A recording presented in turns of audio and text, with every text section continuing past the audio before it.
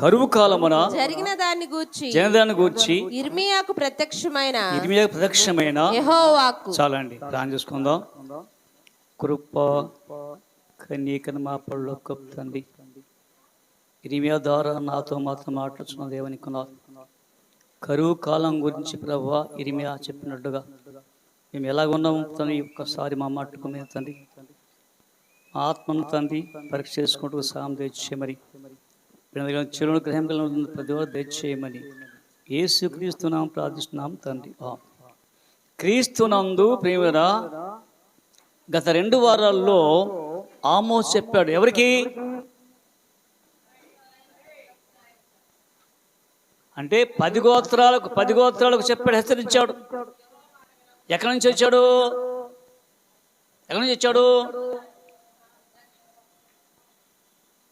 తెక్కువ గ్రామం నుంచి. ఎన్ని మైళ్ళు నడిచాడు? ఎన్ని కిలోమీటర్లు? ఎన్ని మైళ్ళు? 12 మైళ్ళు 16 కిలోమీటర్లు నడిచి వచ్చి చెప్పాడు. ఎవరికి?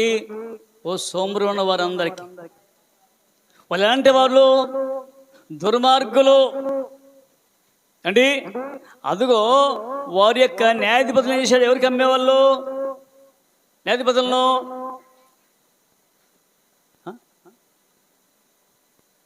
వస్త్రం కావాలంటే న్యాయాధిపతులు, పేదవాళ్ళని బానిసత్వం, చెప్పుల కోసం. చదివారు ఎట్లా మరి? అది అది అది గుర్తుకు ఇదేమవుతుంది? ఏమండి, మనం పనికి వెళ్తాము, కష్టపడిన తర్వాత డబ్బులు ఇవ్వకపోతే కోపం, ఎంతో కోపం అంటే, ఎంతో కష్టమైంది.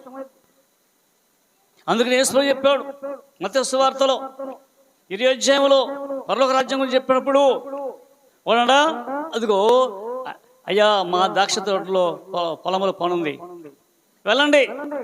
ఒక దేనారానికి ఒప్పందపడ్డారు. అంటే ఉదయం నుంచి సాయంకాలానికి ఒక దేనారం. అయితే వెళ్ళిపోయాడు.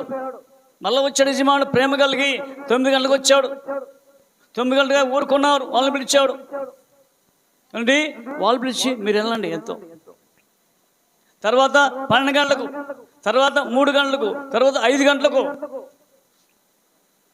అండి. అయితే 5 గంటలోడు అయితే మొట్టమొదటి దేవుడు ఆ యొక్క యజమానుడు అంట, ఈ సంగతి చూద్దాం ఎలాంటి వాళ్ళు అని చెప్పి అండి వెనక్కి వచ్చినాడికి 5 గంటలకు వచ్చిన వాడికి ఒక ధ్యానం ఇచ్చాడంట. ఏం ఇచ్చారు? ఒక ధ్యానం ఇచ్చారు. సంతోషం అయిపోయింది. ఎవడికి? వీడికి. నేను ఊరుకున్నాను ఇక్కడ కాబట్టి సంతోషించాడు. ఎవరు? లాస్ట్ వచ్చిన వాడు. మొదటి వచ్చినాడు కోపమో. నేను కడుగు మంట ఉందంట. ఎవరికి? నేను ఉదయం నుంచి సాయంకాలం 5 గంటల వరకు పనిచేస్తే నాకు ధ్యానం వచ్చేది అంటే ఏమనుకున్నాడు? వాడికి 5 గంటలకు వచ్చిన వాడికి ఏమో అండి ఒక ధ్యానం ఇచ్చాడు. నాకెంత ఇస్తున్నాడు? మరి మీరు కూడా అట్లా అంటారా అండి? అయితే అయ్యా అది నా ఇష్టం అండి. నీకు కడుపు మంటగా ఉందా? స్నేహితుడా, వడంపడలేదా? నీకు ఇబ్బంది పడలేదా? కాబట్టి ఈ మాత్రం వింటాం కానీ ఇది తెలీదు అంటే అంతవరకే చెప్పిన మాట. అంటే ఈ చెవుల్లో ఉండి చెవులకు వెళ్ళిపోద్ది, ఈ చెవు నుంచి వదిలికి రావట్లా. మరేంటి? ఇంతగా పాడి బాగా చెబుతుంటే వినకపోతే ఏముంది? ఒకరోజు అప్పుడు ఏడుస్తారు. కానీ ఇక్కడ ఇర్మియా అంటాడు, అయ్యా దేవుడు యొక్క వాక్కు ఇచ్చాడు అమ్మ. కరువు కాలమున ఇర్మియాకు ప్రత్యక్షమైన యెహోవా వాక్కు యూదా దుఃఖించున్నది, దాని గుమ్మములు అంగలార్చుచున్నవి. యూదా అంటే ఎవరు? స్తుతించేవారు, పాటలు పాడేవాళ్ళు. అంటే స్తుతించే వాళ్ళట ఎందుకు దుఃఖం? వాళ్ళకి ఏడుపు ఏంటి అంటే దేవుని మాట వినకుండా. అంటే 10 గోత్రాలు దేవుని మాట వినలేదు. అది వీళ్ళు 2 గోత్రాలు అండి. వాళ్ళు కూడా కొంతమంది వినలా. అంటే వీళ్ళేమండి? యూదా గోత్రము అంటే స్తుతించేవాళ్ళు, పాటలు పాడేవాళ్ళు. అంటే ఇక్కడ ఇశ్రాయేలు అంటే దేవునితో పోరాడి గెలిచిన వాళ్ళు. యూదా వాళ్ళంటే ప్రార్థించేవారు అలాంటి ప్రార్థించే వాళ్ళు స్తుతించే వాళ్ళు ఏమైపోయారు? దుఃఖిస్తున్నారా? యూదా దుఃఖించున్నది, దాని గుమ్మములు ఏంట గుమ్మములు అంటే మన హృదయం అనే గుమ్మాలు ఏడవాలంట. అయ్యో ఇట్ అయిపోయింది నా హృదయం పాడైపోయింది, నా హృదయం చెడిపోయింది, నాలో ఉండి అయ్యో చేయరాని కార్యాలు ఉన్నాయ్యా, నా గుండె ఏమైంది చెడిపోయింది, పనికిరాదు. అలాంటి పనికిరాని పిలుస్తున్నాడు. గుండె చెదరిన వారిని బాగు చేయువాడని, గుండె చెదరిన వారిని బాగు చేయువాడని, వారి గాయములనియో కాటుచున్నవాడని, వారి గాయములనియో కాటుచున్నవాడని, దేవునికి స్తోత్రము గానము చేయుటయే మంచిది. కాబట్టి యూదట అంటే దుఃఖిస్తుందట, ఒక గుమ్మం దుఃఖపడుతూ ఏడుతూనే దాని గుమ్మములు అంగలార్చున్నవి, జనులు విచారగ్రస్తులై నేలకు వంగుదురు. ఎవరు? ఈ దేశం అందరట విచారం అంటే అయ్యా ఏంటి ఇట్లా అయిపోయా, నేలకు వంగిపోతారట, ఎందుకంటే పడిపోతారు. యెరూషలేము చేయు అంగలార్పు పైకెక్కుచున్నది. ఎక్కడనా అయ్యా అంటే యెరూషలేము ఉన్న ప్రజలందరట ఏడుతుంటే పైకి పోతున్నాడు. ఎక్కడికి? దేవునికి వెళ్తున్నాడు. వారిలో ప్రధానులు పేదవారిని నీళ్లకు పంపుచున్నారు. ఎవరంట అంటే యెరూషలేము వాసులట పేదవారు. అరే తీసుకెళ్ళండి, పేదవారిని నీళ్ళకు పంపి. ఎక్కడికి? చెరువులు. ఎందుకు చెరువులు? పేదవారు అండి అంటే పని మనుషులు ఏం చేస్తారు? వాడికి ఇంట్లో ఏమేమి నీళ్ళు ఎన్ని కావాలో అవి పోతారు. ఇవన్నీ అధికారులు ఏం చేస్తారు? పేదవారిని కొండలు ఇచ్చి వారు చెరువుల దగ్గర రాగా నీళ్లు దొరకటలేదు. నీళ్లు ఎక్కడ? చెరువు దగ్గర నీళ్ళు లేవా? ఎందుకని చెరువు ఏం లేవు నీళ్లు? ఎందుకు లేవు చెరువుల నీళ్లు? చెరువు అండి ఎప్పుడు ఉంటూనే ఉంటే నీళ్ళు ఎండిపోతాయా? చెప్పండి. అంటే మన కళ్ళల్లో చెరువు ఉంది చూడొకసారి. పరమగీతాలు 7:4 పరమగీతాలు 7:4 నీ కందరము చూడండి. కందరం అంటుంది ఈ మెడ దంతగోపురం అంటే కొండ. నీ నేత్రములు జనపూర్ణమైన అంటే మన నేత్రం అంట. చూడండి అయ్యో జనాలు చూసి, ప్రపంచాన్ని చూసి, లోకాన్ని చూసి జనపూర్ణం అంటే ఈ కళ్ళు చూస్తే. హెష్బోను పట్టణమున రెండు తటాకములు అండి. హెష్బోను ఉంటుంది సుందరమైన పట్టణం. సుందరపట్టణం అండి ఏంటి? మనకి సుందరమైన పట్టణం ఎక్కడ ఉంది? నీ తలే సుందరమైన పట్టణం. నీ తలే అంటే ఈ తలలో అండి మధ్యలో ఏముంది? తలలో మధ్యలో ఏముంది? ముక్కు ఉంది. ఈ ముక్కు మధ్యలో ఏముంది? ముక్కులు శివరా 2 కళ్ళు ఉన్నవి, వాటి తటాకాలు, తలలో చెరువులు. మరి ఎందుకు లేవు నీళ్ళు? ఎందుకంటే అక్కడ దేని వాక్యం లేదు. అది నీళ్ళు. ఎవరు లేదు? నాలో లేదు. నీళ్ళుందా? ఉండొచ్చా మీకు ఉండదు నీళ్ళు. నాకు మళ్ళీ లేదు. ఎక్కడండి? వాక్యం లేదు, సమృద్ధి లేదు. శోభ విలాపములే. నీ నాసిక దమస్కు దిక్కు చూచు లెబానోను శిఖరముతో. లెబానోను ఉంటుంది. మంచు కొండ. అయ్యా ఆ మంచు కొండ చూస్తున్నట్ట. శిఖరముతో సమానము నీ శిరస్సు కర్మేలు పర్వత రూపము నీ తల వెంట్రుకలు ధూమ్రవర్ణము. చూడండి నీ యొక్క శిరస్సు అది కర్మేలు పర్వతం అండి. పర్వతం ఉంది, అందరు కనపడుతుంది పర్వతం. కాబట్టి ఇక్కడ ఏం చేస్తుంది, ఈ శిరస్సులో ఉన్న ఈ యొక్క మెదడు అండి ఆజ్ఞిస్తున్నట్టు ఎవరికి, నీ యొక్క లోపల ఉన్న నాసికా రంధ్రాలకి. ఈ కన్ను ఇక ఏంటంటే కన్ను చెడిపోయిందట. అందుకు యోబు అంటాడు చూడండి 14, యోబు గ్రంథం 14, ఈ నేత్రములు నరుల నేత్రముల వంటివి. ఎవరి నేత్రాలు అండి? ఆయన నేత్రం అంట, నరుల నేత్రం అంటే మన నేత్రం అంటే పాపం చూసే నేత్రాలు, పాపం ఆహ్వానించే నేత్రాలు అండి. ఆ యొక్క పాపం అంటే ఎంతో ఆసక్తి. ఈ యొక్క కన్నులు అండి చూశారనుకోండి, ఈ కన్నులకి ఏం చేస్తుంది, ఎవరు చెప్పేది ఆలోచన, చూసిందనుకోండి, చూడండి నీ మనసు లోపల ఉన్న అంతరాత్మట, అదిగో చూసావా, చూడు చూడు చూడు.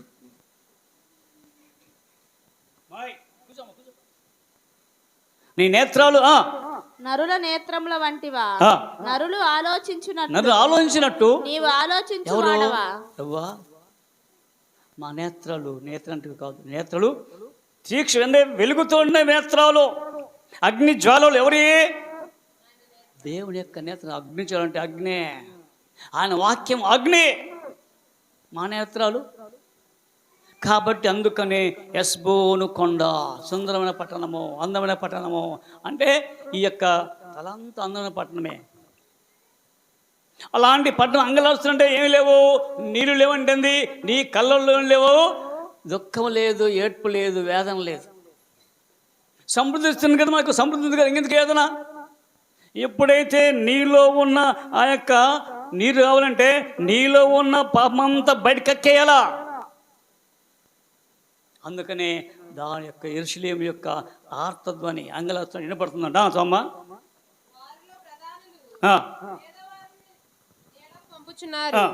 వారు చెరువుల ఎద్దుకు రాగా నీళ్లు దొరకటలేదు. ఒట్టి కొండలు తీసుకొని వారు మరలా వచ్చున్నారు. చూడండి, ఇప్పుడు వచ్చాము, దేనికోసం వచ్చాము? మనందరం ఏం కోసం అండి? మన దగ్గర కొండలు ఉన్నాయి, అందరి దగ్గర కొండలు ఉన్నాయి లేదా? కొండ ఉంది, కానీ దేనికోసం వచ్చారు? కొండలు నీళ్ళ కోసం. మరి మీరు వచ్చారు, మరి కొండ ఇక్కడ నీళ్ళని లేవా? మరి తీసుకెళ్తున్నారా? ఇక్కడ దొరకలేదా? ఎందుకు దొరకలేదు వాళ్ళకు? దొరకదు, వాక్యం దొరకదు కదా, చెప్పుకున్నాం కదా అండి. వాక్యం కోసం ఈ సముద్రం ఉండి ఆ సముద్రానికి వెళ్తారు, దొరకదు. ఎందుకు దొరకదు? దేనికోసము వెళ్ళింది వాళ్ళు? నీళ్ళ కోసమే. మరి నీళ్ళు దొరికినాయా? ఎవరు చక్కని కనికలు అండి, ఎట్లా అండి, సొంపసేపు అంటే పడిపోతారట యవనులు. దేనికోసం అంటే ఆ యొక్క దప్పికి ఎప్పుడుదట ఆయన అందరికీ ఇచ్చింది. చూడండి, యెషయా గ్రంథం 55:6 త్వరగా అంటే ఇప్పుడేముంది వాక్యం? విరివిగా ఎక్కడ చూసినా ప్రతి ప్రతి వీధి, ప్రతి గొంతులో, ప్రతి గుహంలో ఉందా? ఇక్కడ ప్రార్థన పెడితే అక్కడ వర్షాలు ఉన్నాయి. ఎవరి ప్రార్థన అర్థం కావట్లా అంటే ఏంటి? ఇక్కడ ప్రతి వీధికి వాకింగ్ వస్తాయి, కానీ ఎవరు ఎంతమంది వెళ్తారు? కానీ దాన్ని నీళ్ళు తాగుతున్నారా? తాగుతున్న నీళ్ళు తాగారా? తాగినండి ఎప్పుడు దప్పి కాదు. అది సమస్య వచ్చింది ఆమెకేంది? నీళ్ళు కావాలా, బావి దగ్గరికి వచ్చింది. అసలు బావి ఏంటో ఆమెకు అర్థం కావాలా. ఆ బావి దగ్గర వచ్చింది అంటే యేసు ప్రభువు చూసి ఎంతకాలం ఇట్లా ఉంటుంది ఈమె, ఎంతకాలం ఇలాగా బావికి వచ్చి వెళ్ళిపోయి తన పాపాన్ని తెలియకుండా గుట్టుగా అంటే రహస్యంగా పెట్టుకొని అంటే జీవిస్తే కుదరదు. యేసు ప్రభు ప్రేమ కలిగి ఆడు అలసిపోయిన రీతికున్నట్ట ఆమె వచ్చింది. అడిగాడట, ఆమెను అడిగాడు, అమ్మా దామె అంటే, అయ్యా నీవు యూదుడవు, నేను సమరయుడు, మీకు నాకు సాంగత్యం సావాసం లేదయ్యా అన్నాడు. అడుగుతున్న వాడెవడో అది నువ్వు ఎరుగుంటే నీవు ఆయన అడుగుదు, ఆయనకు జీవజలం ఇస్తాడు, లివింగ్ వాటర్. ఈ వాటర్ తాగి వాళ్ళు మళ్ళీ తప్పికుంటారు. నేను నీళ్ళు మాత్రం మరెన్నడు తప్పికుంటా. అనిల్ కావాలా? అందుకని ఆ తప్పి అయ్యా నాకే ఎట్లాగైతే కుదరదు, వెళ్ళి నీ పెళ్లి పిలుచుకోర్రా. అయ్యా నా పెనిమిట్లు అయ్యా వాస్తవం చెప్పమ్మా, కానీ నీకు తెలియకండి, అందరు తెలియకుండా 5 పెనిమిట్లు ఉన్నారు నీకు అంటే పాపం పట్టబయలు చేశాడు. చదివి ఎప్పుడు విడిచిపెట్టింది ఏముంది, పాపం అనే కుండ విడిచిపెట్టి పెళ్ళగొట్ల. మరి మనకి వచ్చాము, ఈ పాపం అనే కుండ విడిచిపెడితే ఏమవుతాయి? మన యొక్క కొండల్లో, హృదయం అనే కొండలో జీవజలాలు ఉంటాయి. అందుకనే పేదవారిని పంపించారట, కానీ నీకు దొరకట్లా. ఒట్టి కుండలు తీసుకొని వారు మరలా వచ్చున్నారు, సిగ్గును అవమానమును నొందిన వారై. ఎందుకని తమ తలలో సిగ్గు అవమానం ఎందుకని వెళ్ళాము అక్కడికి? మీరు రేసుకి వెళ్ళారనుకోండి, మీకు లేవు బియ్యం అంటే ఏం చేస్తావు? ప్రతి నెల వస్తున్నాయి, ఈ నెల లేదు ఏం చేస్తావు? ఏం చేస్తారండి? చాలామంది అమ్మఒడి బయట కొంత బల్లా తిట్టుకున్నారు. ఎందుకని చెప్పండి? ఎందుకని అందరి బడి పిల్లలందరికీ ఉండు అంటే 13,000 పడ్డాయి. మరి పన్నులు ఏం చేయాలా? చెప్పండి, ఏం చేయాలా? తిట్టుకోవాలిగా. కానీ ఇక్కడండి, ఇక్కడ ఎప్పుడైతే వచ్చారు, నీళ్ళు ఎదుకు వచ్చారు, నీళ్ళు ఒకట్లా సిగ్గు. ఏంటంటే వెళ్ళావు కదా, ఏ నీళ్ళే. సిగ్గు అవమానం అంటే ఎక్కడికి? ఇంటికి వస్తున్నారు అంటే ఎప్పుడు సిగ్గు అవమానము? రక్షణ లేకపోతే సిగ్గు అవమానం, వెళ్ళిపోతాం, ఏడ్చుకుంటూ పోతాం. కాబట్టి అందుకే అన్నాడు చూడండి, అది 7వ వచనం. యెహోవా మా తిరుగుబాటులు అనేకములు. ఎందుకని చెప్తున్నాడు? అయ్యా మా తిరుగుబాటు చాలా ఉన్నాయ్యా. ఎందుకంటే మాకు సిగ్గు వచ్చింది, అవమానం వచ్చిందంటే మేము తిరుగుబాటు చేసామా. నీకు విరోధముగా మేము పాపము చేసి దేనికంటావా?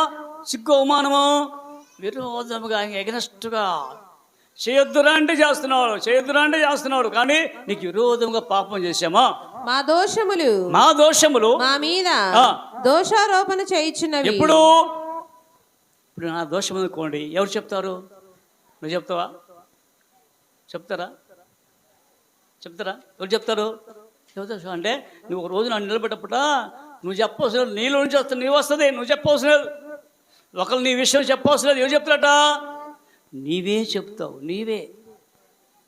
ఆ దోషాలు చూడొకసారి యెషయా గ్రంథం 59 అధ్యాయం 12 వచనం. యెషయా 59:12. 59:12. మేము చేసి తిరుగుబాటు క్రియలు మీ ఎదుట విస్తరించి ఉన్నవి, మా పాపములు మా మీద సాక్ష్యము పలుకుచున్నవి. ఏమంటే సాక్ష్యం పలికిదేవండి? మన పాపాలే సాక్ష్యం అంట. ఎవరంటే నువ్వు చెప్పవలసి లేదు, నేను ఎంత చెప్పుంది. అయ్యా మా పాపాలు చెప్పినట్టు సాక్ష్యము. సగం చెప్పింది ఎవరు? 3 మనుషులు చెప్తారు సాక్ష్యము. ఎవరెవరు సాక్ష్యం చెప్పేది తెలుసా? 1 యోహాను పత్రిక 5వ అధ్యాయము 7వ చూడండి, 7వ వచనం 5-7 త్వరగా. సాక్ష్యం ఇచ్చేవారు ముగ్గురు అనగా ఆత్మయు నీళ్లను రక్తమును ఈ ముగ్గురు ఏకీభవించినారు. మనము మనుషుల సాక్ష్యము అంగీకరించుచున్నాము గాని దేవుని సాక్ష్యము మరీ బలమైనది. ఏంటంటే మనుషులు అంటే నిన్నే చెప్పిన సాక్ష్యం, అబ్బా బలి చెప్పాడండి, కానీ మనసు సాక్ష్యం కుదరదు. ఇక్కడ సాక్ష్యం గురించి ఎవరు చెప్పారంట? దేవుని సాక్ష్యం. ముగ్గురు చెప్పాలా? ఎవరా ముగ్గురు? ఎవరు ముగ్గురు అనగా నీరెట్టంది వాక్యం. నువ్వు నలిగినప్పుడు నీ పాపం వదిలిపెట్టింది లేవు సాక్షి చెప్పుద్దంట. అదే ఎవరు? నీళ్ళు చెప్తా నీ గురించి. అయ్యా ఒప్పుకున్నాడు కానీ అసలు ఒప్పుకోలేదా, కొన్ని విడిచిపెట్టకండి. ఒప్పుకున్నాడు, ఒప్పుకోండి పర్సన్ అంటే ఒప్పుకున్న పాపాలు అంటాం. అసలు ఒప్పుకున్నావా? ఆడ ఊలిపెట్టినప్పుడు మళ్ళీ చేస్తున్నా అంటే సాక్షి అనమాట. ఎవరు చెప్పేది? నీళ్ళు. రెండోది రక్తం నుండి యేసుక్రీస్తు. ఈ రక్తం నుండి శుద్ధి చేసి ఎట్లా? ఎఫెసు పత్రిక 5వ అధ్యాయము 27 వచనంలో అంటే అక్కడ సంఘం ఎట్లా ఉంటే చూడండి ఒకసారి త్వరగా. ఎఫ్ఎస్సి 5:27. అటువలే క్రీస్తు కూడా సంఘమును ప్రేమించి అది కలంకమైనను ముడతైనను అది మట్టి ఏదైనను లేక పరిశుద్ధమైనది గాను నిర్దోషమైనది గాను మహిమగల సంఘము గాను ఆయన తన ఎదుట దాన్ని నిలవబెట్టుకోవాలని వాక్యముతో ఉదకస్నానం చేస్తా దాని కొరకు ఏంటిది అంటే ఆయన కార్చిన రక్తము ఏం చేస్తుంది? సాక్ష్యం పలుకుతుంది. విన్నారా? 3 సాక్షులు, 2 అయిపోయారు. ఎవరెవరు? వాక్యము దేవుడు, 2వది యేసుక్రీస్తు, 3వది పరిశుద్ధాత్మ. అంటే పరిశుద్ధాత్మ వచ్చి ఇప్పుడు ఉన్నాడు అందరి మధ్య ఉన్న పరిశుద్ధాత్మ కనపడ్డు. నువ్వేం చేసేది తెలిసిపోద్ది, ఆయనకు ఎడగలు తెలిసిపోద్ది. కాబట్టి ఇక్కడ సిగ్గుమయ్యా, మా పాపాలు మాకు తెలిసే ఉన్నవి, మా దోషాలు మరి ఉంచుకొని అవసరమా? యెషయా గ్రంథం 59:12. మేము చేసిన తిరుగుబాటు క్రియలు నీ ఎదుట విస్తరించి ఉన్నవి. మా పాపములు నా పాపములు మా మీద సాక్ష్యము పలుకుచున్నవి. మా తిరుగుబాటు క్రియలు మాకు కనబడుచున్నవి. అంటే అట్లా ఒరే చేసిన గారు ఎందుకు మేము తిరుగుబాటు చేసిన గాడి మా క్రియ కనపడుతున్నాయా? మా దోషములు మాకు తెలిసే ఉన్నవి. నిజమేనా? ఒకటిదా?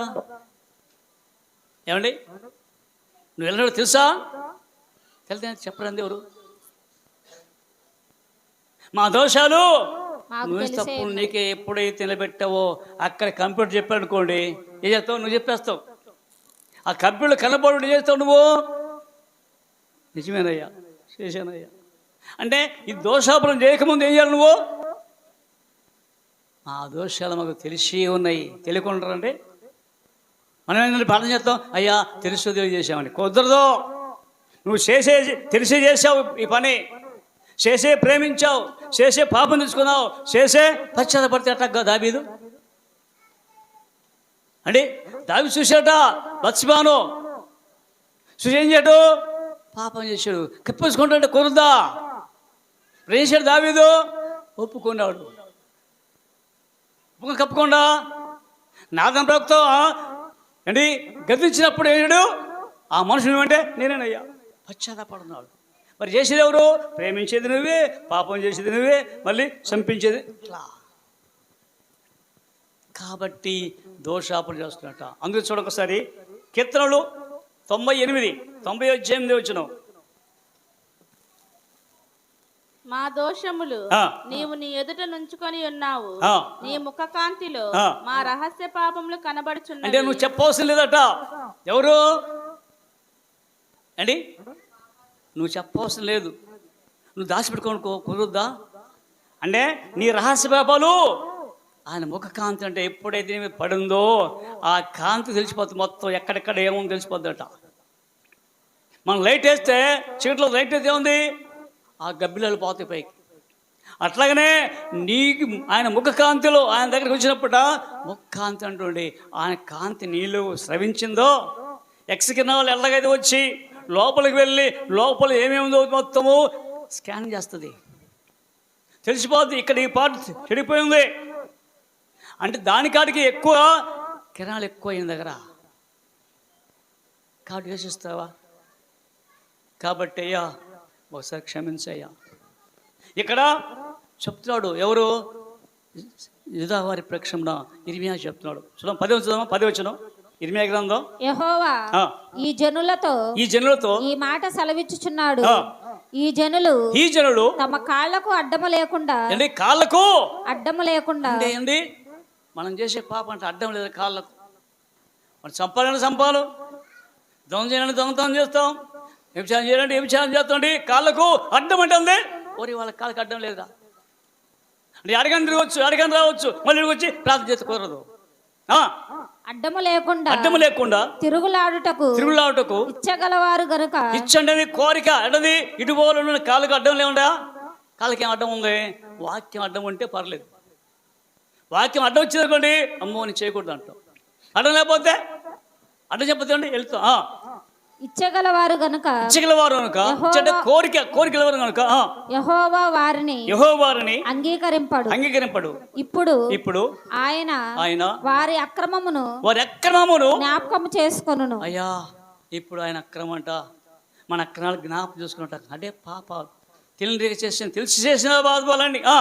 వారి పాపములను బట్టి వారిని శిక్షించును. మరియు యెహోవా నాతో ఇట్లనెను, వారికి మేలు కలుగునట్లు ఈ ప్రజల నిమిత్తము ప్రార్థన చేయకుము. అయ్యా ఓ ఇర్మియా గారు ఎందుకయ్యా ప్లాన్ చేస్తావు? వాళ్ళకి మేలు కలుగుకుంటే ప్లాన్ చేయొద్దు నువ్వు అంటే ఇర్మియా ప్లాన్ చేస్తే ఏమైందట చెప్పండి, ఏం చేస్తారు? ఇర్మియా ప్లాన్ చేస్తే ఏమవుద్ది? వాళ్ళకు మేలు కలుగుద్ది. అంటే కీడు పోయి మేలు వస్తుంది. మనండి షావు కూడా వద్దు తర్వాత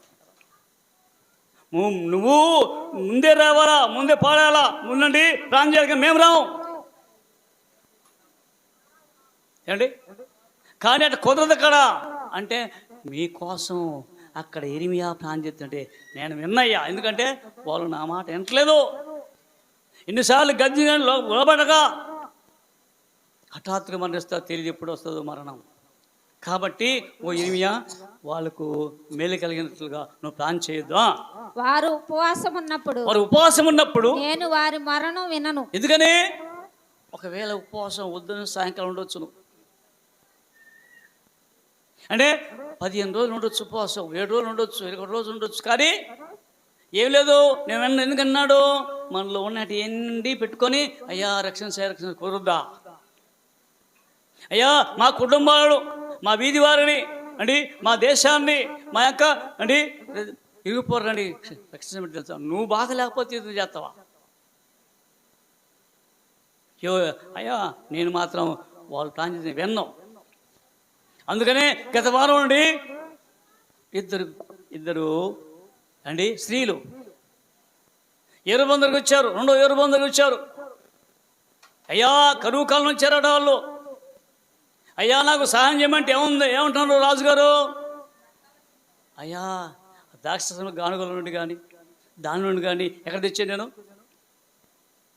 యెహోవా దోషి చెప్తున్నా కదా అన్నప్పుడట ఏం చేశారు వాళ్ళు? ఏంటమ్మా చెప్పు. ఏదండి? ఇదిగో ఇద్దరు స్త్రీలు ఉన్నాం మేము, కరువు వచ్చింది, కరువుండి ఈ కుమారుడిని నా కుమారుడిని పెట్టుకొని కింద కోసుకొని తిన్నారట. రెడీ? ఎవరు కోసుకుంటారు? ఎవరైనా పిల్లలు కోసుకుంటారా? రాబో కాలం వస్తుంది, క్షామం రాబోతుంది, మీ పిల్లలు మీరే తింటారు. చూడక అందుకనే లేవికాండం చూడండి, లేవికాండం 26, 28 చదువుగా. లేవికాండం. నేను కోపపడి మీకు విరోధముగా నడిచేదను, నేను మీ పాపములను బట్టి 7 అంతలుగా మిమ్మును దండించదను. మీరు మీ కుమారుల మాంసమును తినెదరు, మీ కుమార్తెల మాంసమును తినెదరు. ఎవరు? మనమే. నువ్వు నేను తింటరా ఏమండి? మాంసం అంటే ఎగుటి వస్తుంది అంటే ఎంత ఆకలి మరి ఏమండి? ఎంత ఆకలి? నేను మీ ఉన్నత స్థలములను పాడు చేసేదాన్ని. కాబట్టి అయ్యా మీరు ఉన్నత స్థలములు కట్టుకున్నారు బాగా అండి, గూడంలో కట్టుకున్నారు, ఇల్లు మంచిదే అండి, ఆకాశం అంటే ఇల్లు కట్టుకున్నారు మంచిదే, అక్కడ పడేస్తా. చూడండి ద్వితీయోపదేశకాండం 8:53, ద్వితీయోపదేశకాండం 8:53. అప్పుడు ముట్టడిలోను నీ శత్రువులు నిన్ను పెట్టి ఇబ్బందిలోను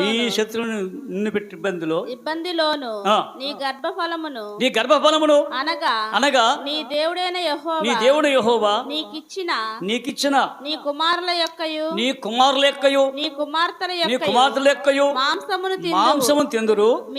మీలో బహు మృదువైన స్వభావమును అతి సుకుమారము గల మనుషుని కన్ను తన సహోదరుని ఎడలను తన కౌగిట భార్య ఎడలను తాను చంపక విడుచు తన కడమ పిల్లల ఎడలను చెడ్డవైనందున అతడు తాను తిను తన పిల్లల మాంసములో కొంచెమైనను వారిలో ఎవనికి పెట్టడు. పెట్టనుకోండి కుమారు పెడతాడా? నువ్వే అంటే మృదువైందంట, మృదువైన ప్రేమ కలిగిన వాడే. జరిగినండి ఆయన పిల్లలు కోసుకుంటూ నాకు కొద్దిగా పెట్టమంటే పెడతారా? వస్తుంది చేస్తాడు. మనమైతే పెడతామా? నువ్వు కడుపు కాల్చుకొని పిల్లలు పెడతావు, అవునా? లేకపోతే తినేసి ఏం లేదు అంటారా? పిల్లవాడికి ఆకలి అవుతున్నప్పుడు ఏం చేద్ది? ముందు ఆ వ్యక్తి పెట్టి అప్పుడు తినేది ఎవరు? అంతేకాదు, చూడండి ఒకసారి విలాపవాక్యములు 4:10 చూడండి. 50 4:10 50 4:10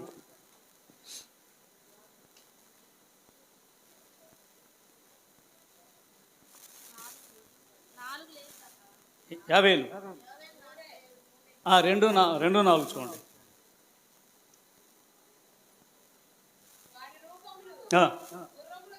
గుర్రం రూపంటివి విలాపం 4:10 చూడు. విలాపం 4:10 వాత్సల్యములు గల స్త్రీల చేతులు. ఎవరన్నా అంటే స్త్రీలు అంటే ఎలాంటి చేతులు స్త్రీలయ్యే? వాత్సల్యం అంటే ప్రేమ. వాళ్ళ చేతులు ప్రేమ అంటే ఎవరి చేతులు? వాస్తవం గల స్త్రీల ప్రేమను. వాత్సల్యము గల స్త్రీల చేతులు తాము కనిన పిల్లలను వండుకొనెను. ఎవరంట అంటే ప్రేమతో పెంచే పిల్లలు. వాత్సల్యంతో అండి ప్రేమతో పెంచి అడిగితే ఆకలి ఏం చేస్తావు? పిల్లలు వండుకొందురు. నా జనుల కుమారికి వచ్చిన నాశనములో వారి బిడ్డలు వారికి ఆహారమగును. ఆహారమైరి యెహోవా తన ఉగ్రతను నెరవేర్చి తన కోపాగ్ని కుమ్మరించి. ఎందుకంటే కోపం మాట ఎవరి మీద? మన మీదే. అంటే ఆయన వాక్యం అంటలేదు, తలచాన్ని త్రోసిపిస్తాం కాబట్టి అందుకనే కరువు రాబోతుంది. మరి కష్టకాలం ఏం చేయాలి? మరి అదుగు ఆయన వాక్యం దొరికి కాలం నుండి మనం ఆయన వేడుకోవాలా. సమయపడగానే ఆయన్ను బ్రతిలాడుకోవాలా. అప్పుడు ఏమవుద్ది? నీ హృదయం ఏమవుద్ది? దేవునికి ఇష్టంగా ఉంటుంది. కాబట్టి ఈ కరువు కాలం నుండి మనకు తెలియట్లేదు. ఇప్పుడు కరువు మనిషి పీక్కునే దినాలు వస్తున్నాయి. ఏనండి, దొంగతనాలు ఎక్కువైపోయినాయి. ఎక్కడ కాదు, ఎటు చూసినా కానీ పిల్లలు జ్వరబడి అవసరమైతే తన్ని చంపేసి వెళ్తున్నారు. ఎందుకని? పని చేయట్లా, దొంగతనం చేస్తూ బాగా. అంటే ఒకసారి వెళ్తుండి కొన్ని వేలు వస్తాయి పని చేస్తే. కానీ యోచించిన ఒక్కసారి, ఎందుకంటే ఇది కృపాకాలం కాబట్టి. ఈ కృపకాలం నుండి కష్టకాలం రాబోతుంది కాబట్టి ఇప్పుడన్నా వస్తావా? ఓ యెరూషలేము నివాసులారా రండి, వివాదం తీసుకున్నాం రండి అంటే వస్తానండి. ఇప్పుడు యెహోవా వాక్యం అంట విరివిగా దొరుకుతుంది, కానీ అది ఒక రోజున నీకు దొరకదు. ఎటుకేగన ఎలాగండి ఉండగానే వాక్యం చెప్పేవారు ఉండట. అందుకనే ఇక్కడ ఇర్మియా చెప్తున్నాడు, అయ్యా అలా క్షమించయ్యా. లేదో నేను వారి మాట విన్నో. చూడండి 9వ అధ్యాయం చూడండి, ఇర్మియా గ్రంథం 9 నుంచి. నా జనులలో హతమైన వారిని గూర్చి. ఇదండి చనిపోయారు చాలా మంది. ఎవరు? యోధావారు. అయ్యా నా జనులు చాలా చనిపోయారయ్యా, వారి గురించి ఏడుస్తున్నాడు. నేను దివారాత్రము కన్నీరు విడిచిన. ఎవరి కొరకు? ఎక్కడండి? ఇశ్రాయేలు ప్రజల కొరకు, యోధా వారి కొరకు. అయితే నీవు ఏడుస్తావా? నీ బిడ్డల కొరకు, నీ పసిబిడ్డలకు ఏడుస్తావా? చూడండి 50:18 చూడండి. 50:18 జోయల్ 1:18. ఏంటి? ఎవరంట? పశువులట. ఎవరండి? మేత కోసం అంట పశువులు. అంటే ఎందుకని ఓడుతున్నాయి? మొరపెడుతుంది దేవునికి. నువ్వు మొరపెడతావా? ఎడ్లు మందలుగా కూడి ఆకలికి అల్లాడుచున్నవి. ఎవరంట? ఎడ్లు. ఇక పశువులు ఎవరు? మనమే పశువులము. అరే పశువు అంటారు, అంతేంది? పశువు అంటే అర్థమైంది. ఇప్పుడు అనలా అరే పశువు అంటారు, అంతే అర్థం. పశువు అంటే అర్థమైంది ఏమి అంటే పసివాడు అంటే ఏంది అంటే పిల్ల ఏమి తెలియదు, ఇది అన్నము, ఇది ఆ యొక్క ఇది మళ్ళీ తెలియదు. ఒక ప్లేట్లు పెట్టనుకోండి మంచి పదార్థాలు, ఒక ప్లేట్లో మోషన్ పెట్టడం ఎట్లుంది వాడికి తెలుస్తుందా? చెప్పడం తెలుస్తుందా? వాడు తినండి అంటాం, ఎందుకని? కానీ ఇక్కడ పశువు అనగా నీవే పశువుగా, ఆ యొక్క పశువు కోసం ఏక పశువు అయ్యాడు. ఎవరో యేసుక్రీస్తుని కోసం ఏక పశువు అయ్యాడు. అంటే ఆ యొక్క పశువుగా, గొర్రె పిల్లగా, ఆయనే జీవాధిపతి కాబట్టి అలాంటి జీవది గొర్రె పిల్లగా మారిపోయాడు. నువ్వు పసివాడు కాబట్టి అందుకని ఎడ్లు అంటే ఆ యొక్క గొర్రెలు అంటే పశువు ఏంటి అండి మందలు అంటుంది. మనమైతే వాక్యం కోసం కూర్చుంటున్నావా? వాక్యం ఎప్పుడు అవ్వాలా? వాక్యం కోసం ఎదురు చూస్తుంది. జ్ఞానం చూడడం వాక్యం మనకెందుకు ఆకలి కావట్లేదు కదా. ఆకలి అయితే వాక్యం ఆహారం అయితే మాకు కావాలా? ఇప్పుడు ఏంది మనకు సమృద్ధి ఆహారం ఇంట్లో ఉంది, ఇంకెందుకు? అది తిని నిద్రపోవటం కాకుండా అందుకనే మందలంటే గుంపులుగా గొర్రె మందలు చనిపోండి. అయ్యో గొర్రెలంటే దేవుని యొక్క బిడ్డలే చనిపోతున్నారు. దేవుడు కలిగినట్టుగా ఉన్నది కానీ చనిపోతున్నారా? అగ్ని చేత అరణ్యములోని మేత స్థలం ఉన్నది. ఇక మొత్తం భూమి అంతా అరే అయ్యా మాకు పంట పొలం కాలిపోతుంది, వర్షం రావట్లా, వర్షం పాడైపోయింది కాబట్టి ఈ దినట దేవుడు వర్షకాలం అయిపోతున్నాడు. ఏంటి చూడొకసారి చివరిగా యాకోబు పత్రిక 5:7 యాకోబు పత్రిక 5:7. సహోదరులారా ప్రభువు రాకడ వరకు ఓపిక కలిగి ఉండుడి. చూడుడి వ్యవసాయకుడు తొలకరి వర్షమును కడవరి వర్షమును సమకూడు వరకు విలువైన ఏంటిది తొలకరి వర్షం ఉంటుంది అండి. తొలకరి వర్షం కడవరి వర్షం. అందుకనే పాట ఉంది, ఒక పాట మీకు వచ్చిన రాదు పాట ఒకటి ఉంది తెలుసా? కడవరి కర్షము కాలం గనుక కదిలిరమ్ము జీవోదయమై జీవము కలిగిన జీవపు తెరలేసే జీవతి మరణము గెలిచిన చీల్చి వైచి వేసే కడవరి వర్షం కాలము గనుక తెలుసుకొనుములేమో. రాత పాట రూపురం పాడండి. కాబట్టి కళ్ళు చూడండి, ఇది కడవరి కాలము అనగా ఇప్పుడు జల్లు వచ్చింది. జల్లు అది వాక్యమైన జల్లు నీ మీద కురుస్తుంది. కానీ అయితే కడవరి వర్షం వస్తుంటే అది కుంభవృష్టి, అదే పరిశుద్ధాత్మ వృష్టి వర్షం. కాబట్టి అందుకు ఎందుకు వచ్చినాను చూడండి ఒకసారి 2వ అధ్యాయం 2వ వచనంలో. కాబట్టి ఆలోచన చేయండి. కాబట్టి చదువుకొని రండి. మళ్ళీ చదువుదులే, టైం ఇబ్బంది కదా, వద్దు టైం ఇబ్బంది. మీకు టైం పోయింది, నాకు టైం అయింది కావడా? మీరు ఎంతసేపు ఉంటారు, తినొచ్చారు ఎప్పుడే. కాబట్టి ఆలోచన చేయండి. వాక్యం తినడానికి ఆస్తి కలిగి ఉండాలా? కాబట్టి కడవరి వర్షం రాబోతుంది. అందుకనే 10:1 జకర్యా గ్రంథం 10:1 జకర్యా